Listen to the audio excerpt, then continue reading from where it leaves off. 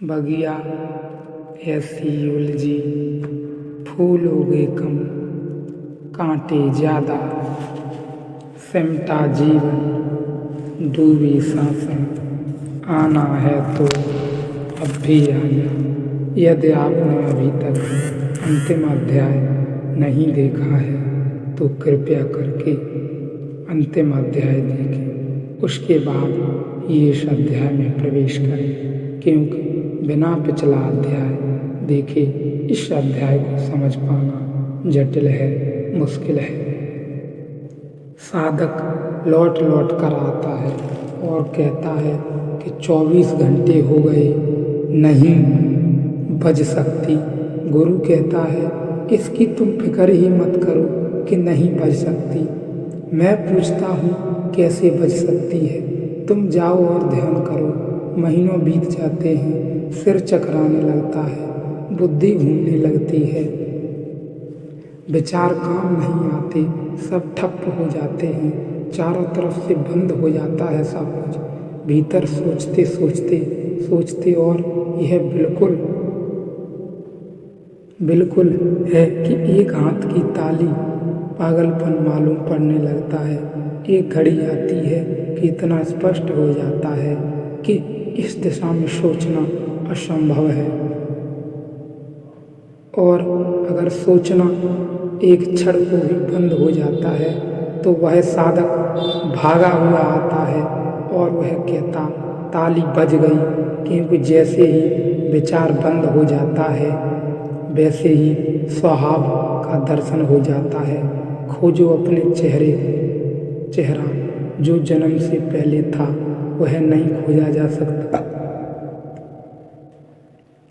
क्योंकि जन्म के पहले कोई चेहरा ही नहीं था। जन्म है तो चेहरे को जन्म देता है, और मृत्यु के बाद चेहरा नहीं होगा, क्योंकि मृत्यु चेहरे को छीन लेती है। सोचो, सोचते सोचते घड़ी आती है कि सोचना टूट जाता है, श्रृंखला बंद हो जाती है, और तब जो दिखाई पड़ता है वही मौलिक चेहरा है, वही ओरिजिनल फेस है, वह स्वभाव है, वह स्वरूप जो जन्म के पहले था मृत्यु के बाद भी होगा, जो उत्पत्ति को विनाश नहीं उपलब्ध नहीं होता, जो विनाश और उपलब्धि को नहीं होता, उस नित्य चैतन्य को ज्ञान कहा है। तो यहाँ ज्ञान का संबंध चैतन्य से है, जानने से नहीं, क्योंकि जानी तो सदा कोई चीज जाती है। यहाँ ज्ञान से, ज्ञान में हम अर्थ लें चैतन्य का, बुद्धत्व का ज्ञान शब्द तो हमारा विकृत हो गया है, क्योंकि हम उसे सदा किसी और चीज के जानने से बांधते हैं। अगर आपके बाबत कोई कहे कि बहुत ज्ञानी है तो कोई फौरन पूछेगा कि किस बात की। अगर आप कहें नहीं किसी बात की नहीं, बस ज्ञानी है, तो कोई भरोसा नहीं करेगा कि यह क्या मतलब हुआ, क्या जानते हैं।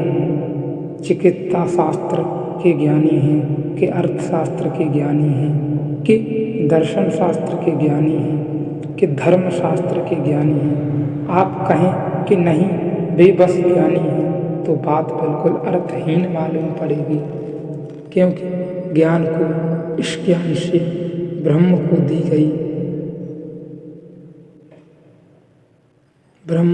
दी गई परिभाषा वाले ज्ञान का संबंध नहीं है।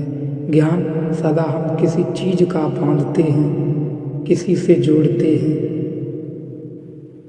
वह ज्ञान है उत्पत्ति विनाश से रहित नित्य चैतन्य ठीक शब्द है।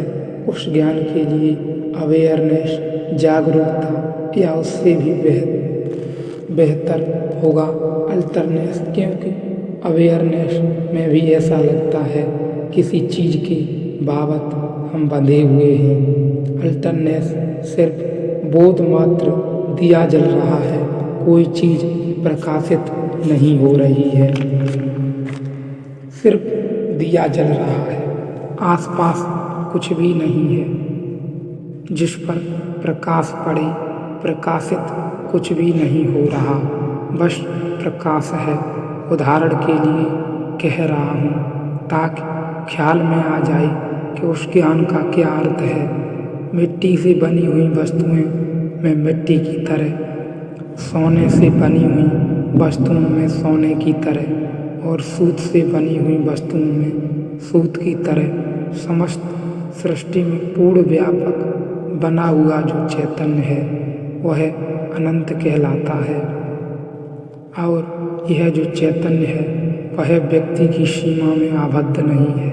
हम यहाँ बैठे हैं, इतने लोग, हमारा इतना भिन्न भिन्न होना हमारे शरीरों के कारण है, हमारे चैतन्य के कारण नहीं। एक कमरे में हम 1000 दिया जला दें तो 1000 दियों में जो फर्क होगा वह मिट्टी के दिए तेल बाती के कारण होगा, लेकिन कमरे का जो प्रकाश है वह तो एक होगा। 1000 दिए हमने जलाए, एक कमरे में हर दिया अलग है, क्योंकि मिट्टी का ढंग आकार अलग है, हर दिए का तेल अलग है, हर दिए की बाती अलग है। लेकिन क्या कमरे में आप फर्क कर पाएंगे कि कौन से दिए का तेल अलग है? हर दिन की बाती अलग है, लेकिन क्या क्या कमरे में आप फर्क कर पाएंगे कि कौन से दिए की बाती या कौन से दिए का प्रकाश कौन सा है? प्रकाश तो एक होगा, व्यापक होगा, दिए अलग अलग, प्रकाश एक होगा।